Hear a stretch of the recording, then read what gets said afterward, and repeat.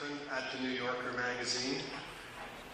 The first time I ever said anything to her, she was wearing short shorts, which were fashionable at the time, and I complimented her on her legs. Excuse me, sir. And she's still objecting, evidently. That was her, that noise. How many of you know the name Stephanie Meyer? Anybody? Okay, well, Stephanie Meyer is the author of the Twilight books about... you know Twilight?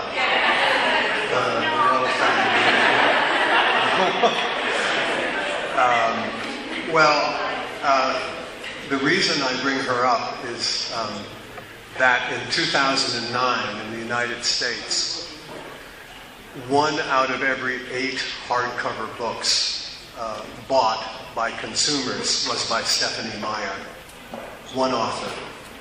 The Twilight series, like the Harry Potter series, is an enormous success, and of course it has been made into a movie. They are about vampires, and vampires mixing with ordinary teenage children, and whether they're going to go to bed together or not is the big question. Stephanie Meyer is a Mormon, a certain religion in America that believes in abstinence, chastity.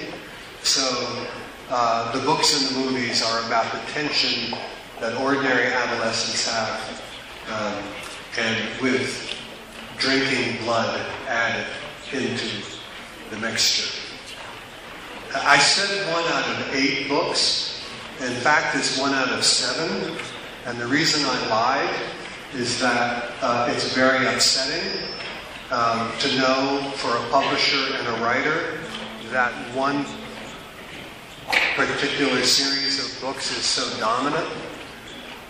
But the fact that this one writer has had such a major influence in the commercial life of our publishing industry is an indication of where publishing in America and writing in America is one of the directions it's going in. For the first part of this, I hope not too long talk, I want to talk about bad stuff, unfortunate, frightening developments for somebody who was brought up in a literary culture that had a center to it. Perhaps you know the names John Updike, Philip Roth, Norman Mailer, Don DeLillo, writers like that who for many years in the 50s and 60s and 70s and 80s could be found on the bestseller lists in the New York Times. That has changed now. And one of the things that has changed it, right now, if you look, when I wrote this speech, which I'm obviously not reading, I looked at the March 6th bestseller list. Of the 15 works of fiction, there was 1 that had what I would consider to be literary merit. Now, I don't mean to disparage commercial fiction. In fact, I've read Stephanie Meyer. She's very good at what she does. I'm not a snob. But what I am saying is that it's harder in this age to have, in America at any rate, a cultural center of letters than it was before. And there are a number of reasons for that. One of them is that our publishing companies, which used to be owned by individuals who didn't mind the up and down of profits in the industry, those companies, for the most part, are now owned by conglomerates, media conglomerates, many of them not in America. The outstanding example is a German company called Bertelsmann, which owned the company that I worked for, where I was editor-in-chief, Random House. And when you get a corporate ownership of any cultural enterprise, the emphasis on profit increases. And that emphasis on profit in the book industry is sort of like two tectonic plates rubbing against each other.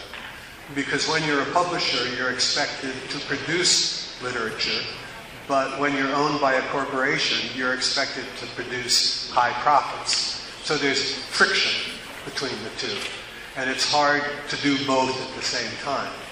Therefore, Stephanie Meyer, Dan Brown, other writers, James Patterson, and so on, they represent a culture of sales and commerce that is at odds with the culture of more sophisticated and complicated writing that used to be at the center of our civilization, and it still is. This is the bad stuff, remember. There's some good stuff coming.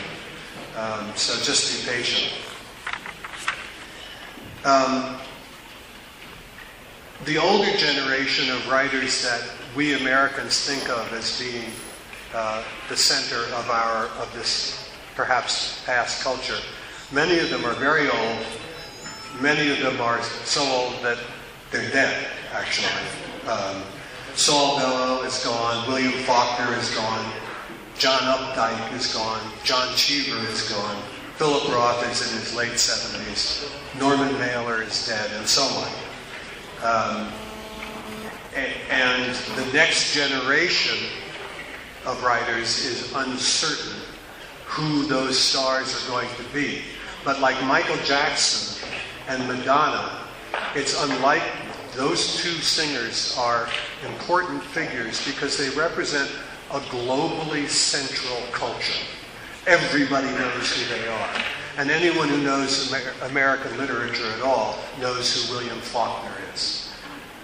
Whether that's possible in the internet age to have such agreement is very difficult. You know that in popular music, it's clear that it's been fragmented. So to have another figure like Elvis Presley, I just ate at the Elvis Presley diner, by the way. It was very good. It was nice to hear American popular music.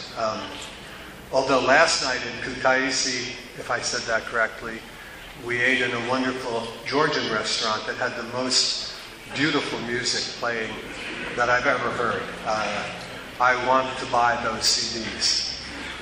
Or maybe I will download them illegally. Or I'll get my son to do it because he knows how to do it.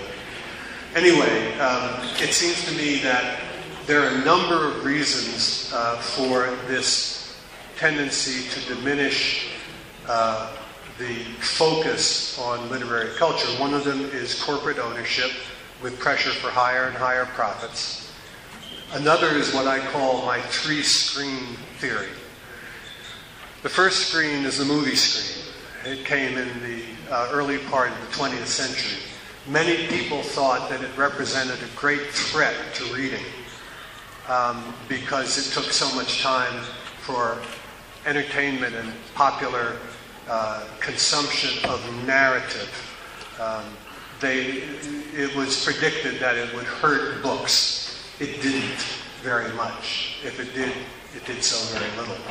The second screen is the television screen. And that was a different story. The average television set in America is on for 6 hours a day. Now remember, that's average. That means that more than half of the TV sets I've just referred to are on for more than 6 hours a day. That will eat into reading time.